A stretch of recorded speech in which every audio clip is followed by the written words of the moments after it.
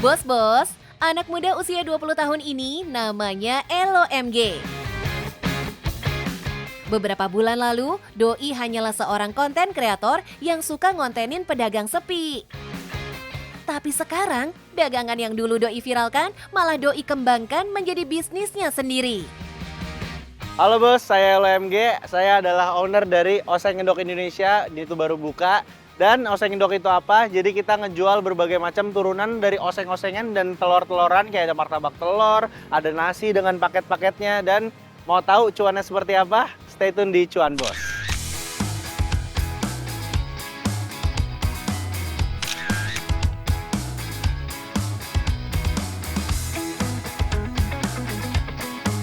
Bos, jangan kira Elo MG secepat itu meraih sukses. Sebelum bisa bangun restoran sendiri, Doi udah ngalamin pahit manis, jatuh bangun dunia usaha. Kalau bidang yang aku geluti, aku tuh dulu sebenarnya awalnya itu masih SMA dan lagi COVID pas itu. Aku nggak punya duit sama sekali. Terus aku tuh sempet ada opportunity di mana aku tuh dropshipping. Jadi aku awalnya itu dropship, ada pilihan produknya dan dari semuanya aku pilih malah korek kuping. Dari sekedar coba-coba jualan online, Elo mulai ngerti cara main di pasar digital dan dari situlah insting bisnisnya terbentuk. Sampai suatu saat, Doi nangkap satu momen penting. Waktu itu di TikTok ada kayak pedagang. Ini sebenarnya udah ada dagangannya dan udah running juga. Tapi waktu itu pedagangnya emang konten juga di TikTok dan kontennya tentang dagangan yang sepi. Sedangkan pada saat itu aku kan konten kreator nih. Konten aku emang ramein pedagang. Jadi aku ngerasa oke, dia cocok nih di drama ini. Yang si pedagang ini, yang ada cewek tuh dagang tuh. Rame juga di TikTok dia. Dan pada saat aku coba makanannya, enak. Ya udah aku jadiin restoran akhirnya dan rame sekarang. Jeli ambil peluang, Doi kembangkan dagangan yang Doi viralkan menjadi restoran. Jelas, di tangannya usaha ini jadi naik kelas dengan beragam strategi yang Doi siapkan. Oseng Endok Indonesia punya konsep bisnis yang simple tapi value-nya kuat. Dari nama sampai penyajiannya, semua dibentuk Instagramable. Karena Elo tahu, di era sekarang makanan itu nggak cuma untuk kenyang, tapi juga untuk dilihat dan dipamerin, bos. Meski namanya Oseng Endok, Elo nggak sekedar jualan nasi telur. Ada banyak varian menu di restorannya ini, bos. Oh, selain telur banyak banget, ada mulai dari martabak bandeng, terus sate-satean, banyak banget menu yang jarang kita dapetin di mana-mana. Cumi balakutak juga jarang. Jadi sebenarnya basicnya itu kayak tambusu. Kalau tambusu di nasi Padang kan pakai usus. Dalamnya ada tahu sama telurnya. Kalau ini kita pakai cumi. Cumi yang gede gitu, dalamnya ada isiannya. Jadi banyak lah sebenarnya makanan yang jarang ditemuin di luar dan ada di Oseng Endok. Menu beragam dan strategi harga merakyat pun Elo jalankan. Dengan harga mulai Rp13.000, customer sudah bisa dapat nasi, telur, dan sambal. Dan untuk sate-satean mulai dari Rp4.000 saja, bos.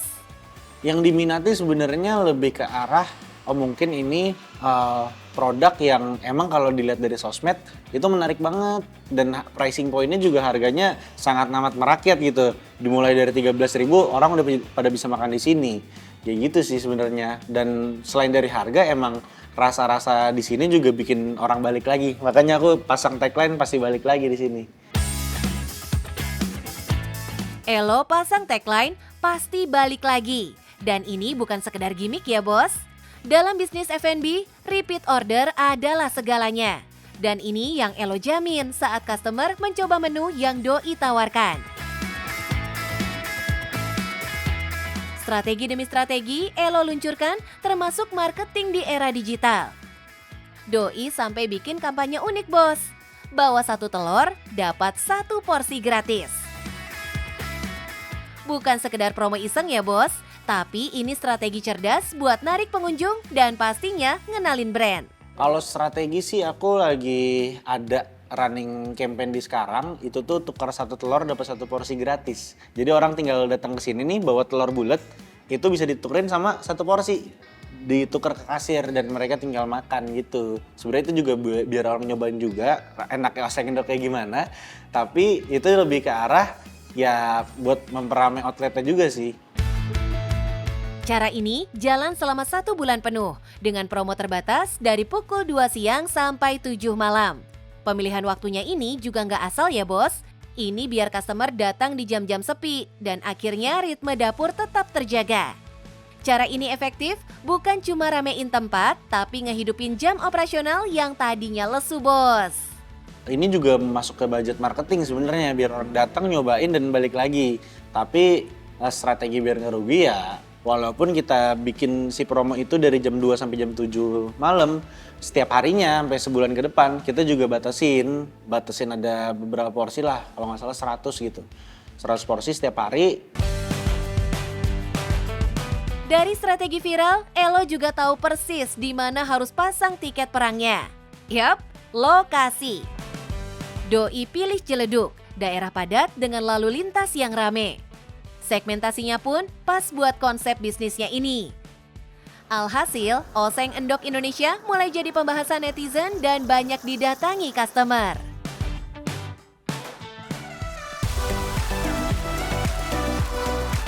Hanya dalam waktu seminggu berdiri, Elo berhasil menarik 1.000 customer per hari datang ke restonya ini loh bos. Cuannya jelas no play-play dong bos. Kalau satu pengunjung keluarin minimal Rp20.000, cuan yang doi kantongi tembus Rp20 juta sehari. Mantep bos. Selama oseng endok ini dibangun ya seminggu lalu, itu mungkin sehari kita bisa nerima 600 sampai 1.000 customer setiap harinya. Kalau dalam seminggu buka ini udah ratusan juta adalah. Dari konten kreator jadi pemilik restoran, Elo MG nunjukin satu hal penting.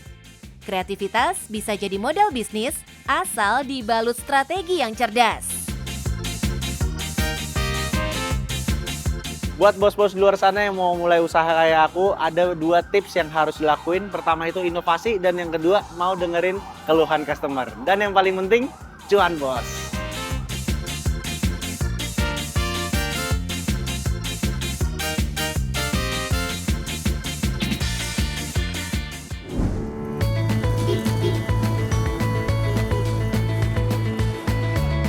Bos, di tengah gaya hidup dinamis dan serba cepat seperti saat ini, banyak orang memilih sesuatu yang sifatnya cepat, praktis, dan efisien. Orang cenderung pilih sesuatu yang lebih mudah didapat dibanding dengan menyiapkannya sendiri. Salah satunya adalah sarapan. Nah, peluang inilah yang dilihat oleh bos yang satu ini. Dari sekian banyak pilihan menu sarapan, justru menawarkan sesuatu yang berbeda nih.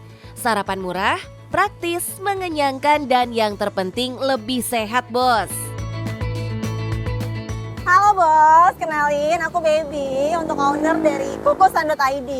Untuk di sini kita ada untuk berbagai macam kukusan, ada untuk kurang lebihnya pisang, jagung, edamame, itu harganya mulai dari 2.000-an aja. Penasaran gimana cuannya? Tetap di Cuan Bos.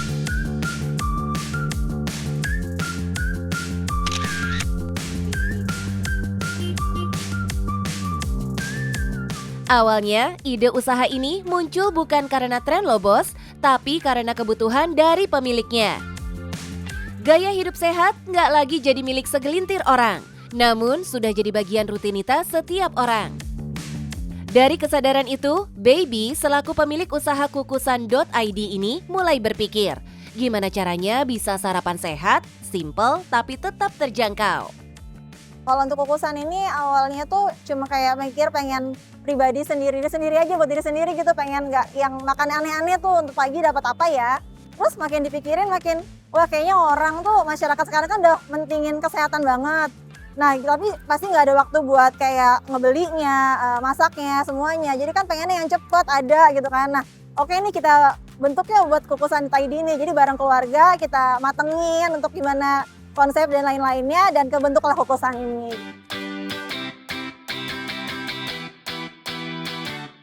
Bos, demi mengejar target jualan pagi hari, Baby sudah mulai menyiapkan produksinya lebih awal sejak jam 3 pagi loh.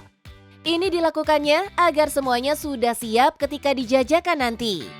Kita bukanya setiap hari, untuk bukanya dari jam 5.30 sampai jam 8, itu bisa lebih cepat atau bisa lebih lama tergantung stok habisnya.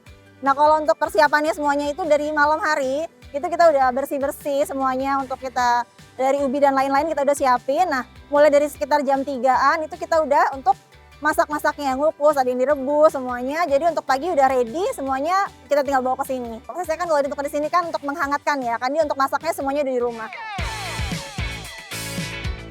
Kalau banyak orang jam segitu masih mimpi, Baby sudah siap raup cuan sebanyak-banyaknya nih bos. Ada pisang, jagung, ubi, singkong, labu, sampai kacang rebus. Semua dikukus fresh setiap pagi dan dijual Rp2.000 per potongnya. Kalau bos-bos pengen yang lebih berprotein, ada juga kok telur rebus yang per butirnya dijual Rp4.000. Untuk yang paling diminati itu kayak pisang, jagung, sama ubi. Karena untuk karbonya mereka dapat dari situ mungkin ya. Itu sih yang paling cepat untuk habisnya. Walau produknya terlihat simpel, di dunia kuliner konsistensi itu segalanya bos. Inilah yang diterapkan Baby di usahanya ini. Semua produk sudah dipastikan matang sempurna. Setiap hari, Baby belanja langsung ke pasar bos. Doi juga membina hubungan baik dengan penjual lokal buat jaga mutu. Tapi kalau makin ke sini karena udah taunya dan udah langganan juga sama orang-orang yang di pasar, nggak banyak juga sih pilihan untuk penjualnya di sini. Jadi kayak udah terbiasa mereka tinggal nyiapin yang terbaik ya gitu. Kalau awalnya kita pilih-pilih terus, kalau yang kurang kita pasti balikin, ini kurang ini nih. Karena kan customer pastinya komplain ya nantinya.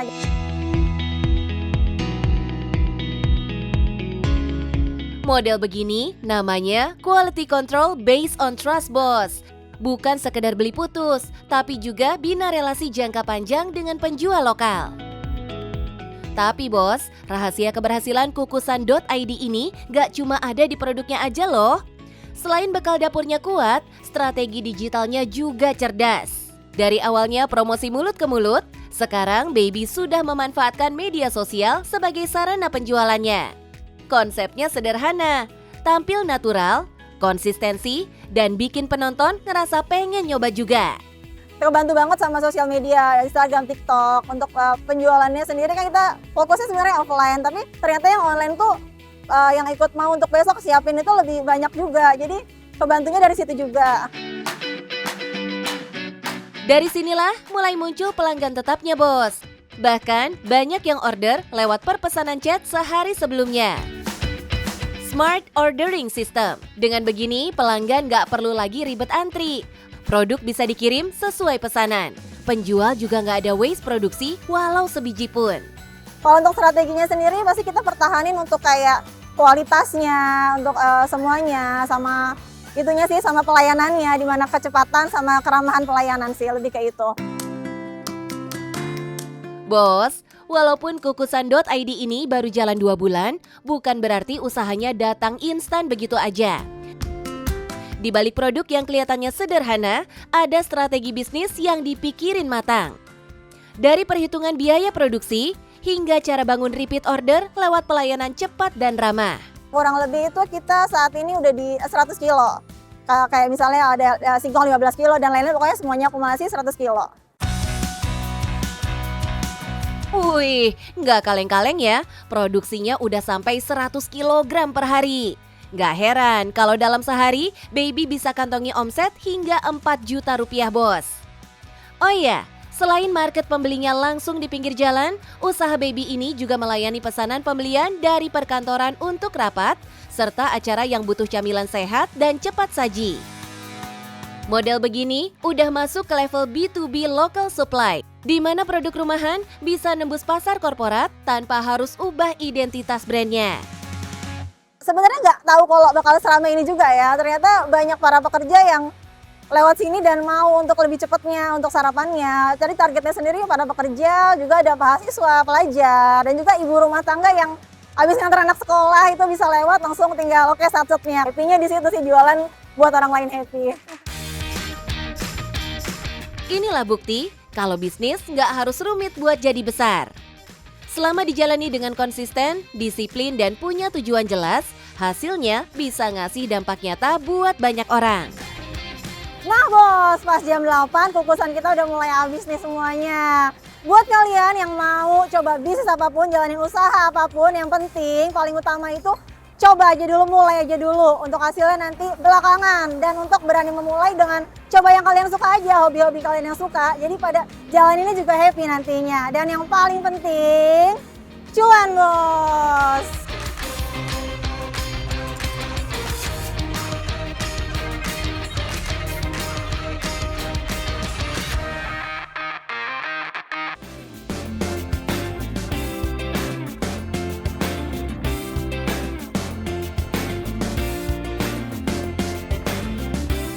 Halo bos, siapa sangka daun yang sering dianggap tak berguna ini ternyata bisa bikin rekening makin tebal. Biasanya daun dikeringin cuma buat kompos aja, tapi yang satu ini laku dijual ke luar negeri dan pastinya dibayar dolar.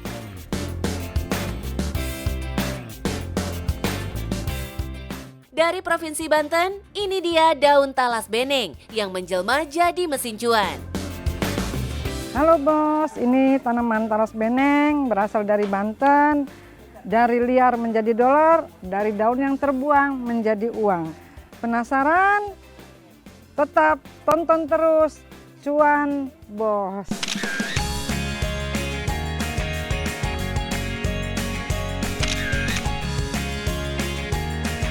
Dari nol, Bu Ruli membangun bisnis berbasis pertanian ini. Doi mampu mengekspor puluhan ton daun kering talas beneng ke mancanegara dari Australia hingga Amerika. Talas beneng atau Colocasia gigantea var beneng adalah varietas talas lokal yang berasal dari Kabupaten Pandeglang dan Lebak, Banten. Talas beneng ini awalnya tanaman liar yang tidak dibudidayakan. Berbeda dengan jenis talas lainnya, talas beneng punya umbi yang besar dan dapat muncul sampai ke atas permukaan tanah. Sementara daunnya super lebar dan berwarna kuning. Makanya disebut beneng, yang berasal dari singkatan besar dan koneng, alias kuning.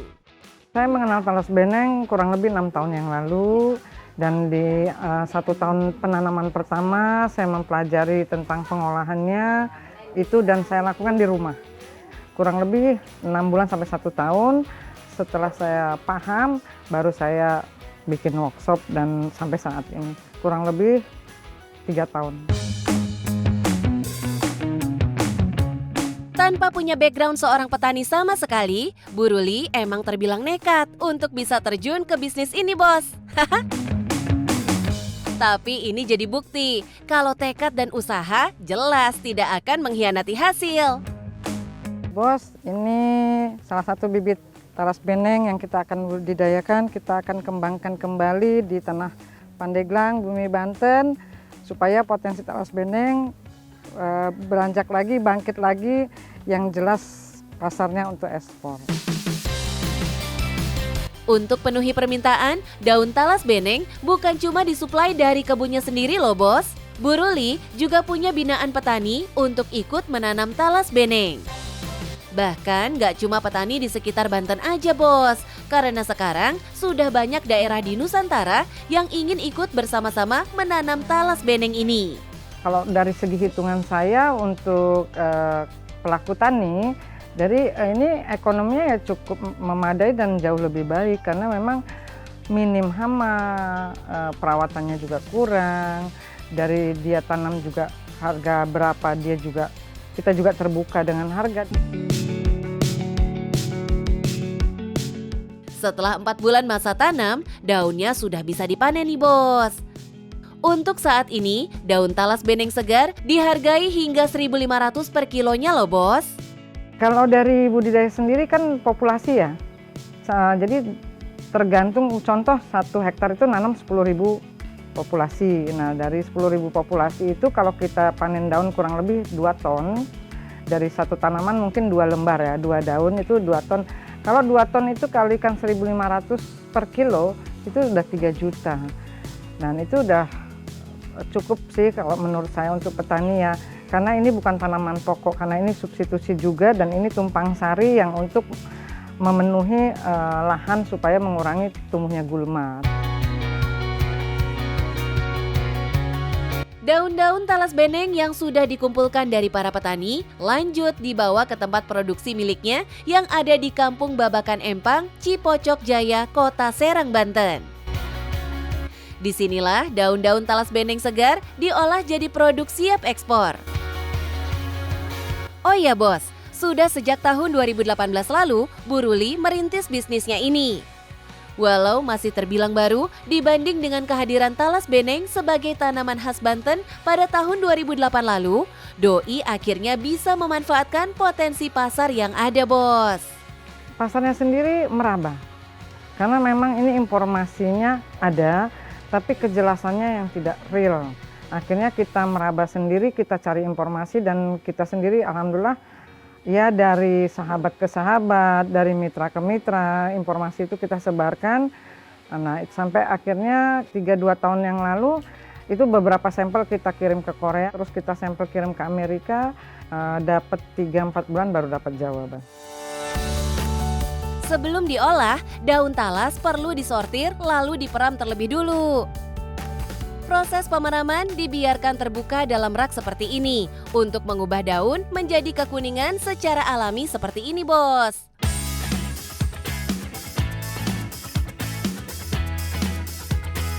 Lanjut, daun-daun talas yang sudah berwarna kekuningan setelah beberapa hari diperam dipisahkan dari tulang daunnya seperti ini, bos.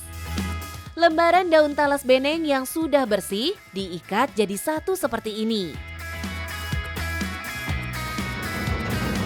Lanjut ke proses perajangan. Dengan mesin rajang seperti ini, proses jadi lebih cepat dan efisien. Permintaan yang terus membludak jelas butuh solusi. Dan disinilah teknologi dibutuhkan. Nah, ini dia bos, yang jadi incaran dari pasar luar negeri. Daun talas beneng kering ini nantinya akan dimanfaatkan sebagai pengganti tembakau. Dan memang talas beneng ini peminatnya lebih banyak dari luar lah, karena ini produk sehat sih. Untuk memenuhi permintaan pasar internasional, daun talas beneng harus dikeringkan hingga benar-benar berkurang kadar airnya. Tapi tantangannya nggak main-main. Tantangannya cuma satu, cuaca. Karena dia butuh matahari langsung dan dia butuh suhu panas yang cukup baik. Kalau panasnya kurang, satu warnanya kurang bagus, kedua aromanya tidak muncul.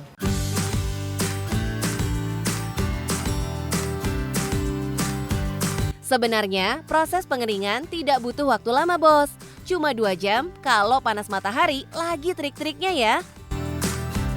Demi penuhi permintaan pasar internasional, Bu Ruli jelas tidak main-main dalam menghadirkan produk daun talasnya ini bos. Nah ini dia loh bos, daun rajang talas beneng yang masuk kualitas grade A yang siap untuk ekspor. Lihat dari warnanya, kebersihannya, serta aromanya, wangi, sama seperti ini. Nah ini siap ekspor, yang siap memang untuk berangkat, siap packing. Dan ini kadar airnya yang harus perlu tahu kurang lebih di bawah 13-15%. Karena memang kelembapan itu akan berpengaruh di perjalanan masa pengiriman.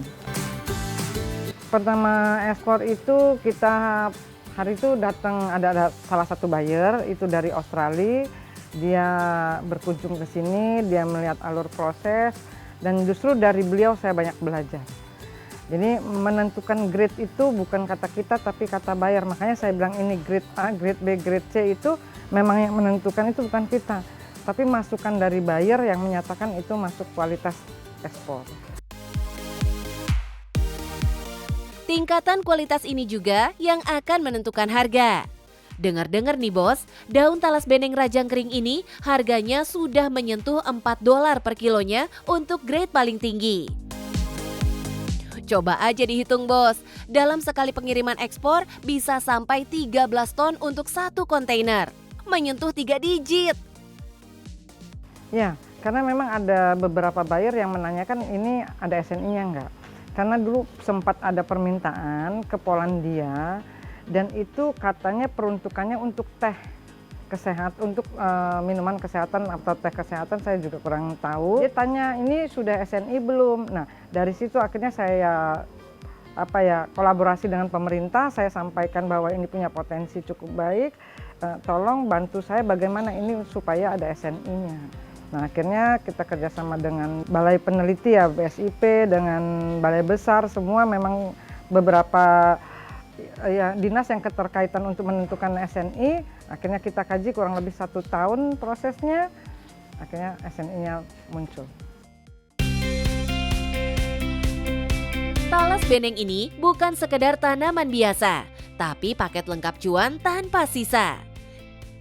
Gak cuma daunnya aja yang dijual, batangnya bisa diolah, umbinya dimanfaatkan, bahkan limbahnya pun gak dibuang percuma.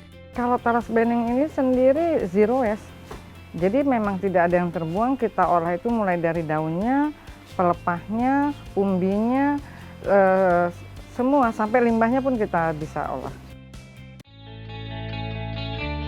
Siapa bilang produk lokal nggak bisa bersaing global? Talas Beneng jadi bukti cuan bisa hadir tanpa teknologi rumit atau modal miliaran. Cukup lihat potensi sekitar, lalu olah dengan cerdas, dan jangan takut melangkah. Kalau peluangnya cukup baik dan ini bisa ngangkat ekonomi dan ini memperdayakan banyak orang. Alhamdulillah dari Talas Beneng ini kita bisa buka lapangan pekerjaan di mana-mana. Hampir semua wilayah mau budidaya talas beneng pasti buka lapangan pekerjaan dan dapat mengangkat ekonomi dari hulu sampai ke hilir, semua bisa bergerak. Di tengah ekonomi yang nggak pasti, bisnis berbasis komoditas lokal justru jadi peluang besar. Dari kebun kecil bisa lahir mimpi besar. Dari 1 lembar daun bisa hadir sejuta harapan cuan. Nah bos, cukup menarikan dengan budidaya talas beneng.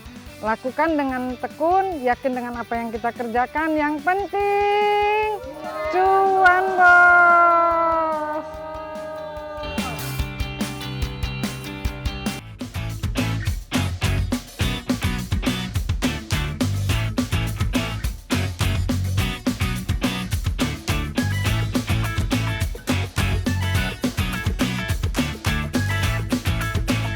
Bos-bos, kalau di Indonesia, warung makanan Jawa banyak banget ditemui. Nah, kalau di luar negeri, paling cuma 1-2 aja. Dan ini yang diambil peluangnya sama mantan tenaga kerja wanita di Taiwan. Lewat warung Jawa, perempuan asal Salatiga ini berhasil panen cuan, bos. Bos, kenalin nih, Mae Darti, pemilik warung makanan khas Jawa di kota Taichung, Taiwan. Sejak 2018, Doi dengan gigih merintis usaha kulinernya ini, bos. 28 tahun lalu, Taiwan menjadi negara pilihan untuk mengadu nasib. Bertahun-tahun menjadi tenaga kerja wanita informal, Mae Darti pun banting setir menjadi pengusaha kuliner setelah menikah dengan warga lokal. Taichung, kota terbesar ketiga di Taiwan, menjadi lokasi warung Jawa berdiri. Bukan tanpa alasan, Mae Darti melihat peluang dari banyaknya pekerja dan pelajar asal Indonesia di Taichung. Susah lah ya, kerja cuma bisa buat makan, jadi pulang itu. Udah gitu pinjam uang gampang waktu itu 100.000. Waktu itu masih belum jadi 5 juta. Masih murah lah. Murah ya?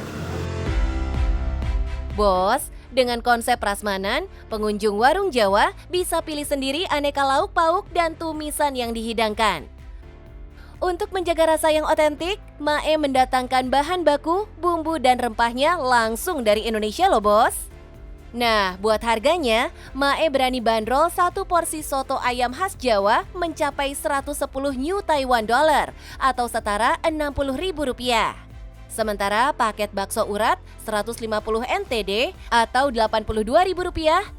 Sementara sate sapi dibanderol 200 NTD atau setara Rp163.000.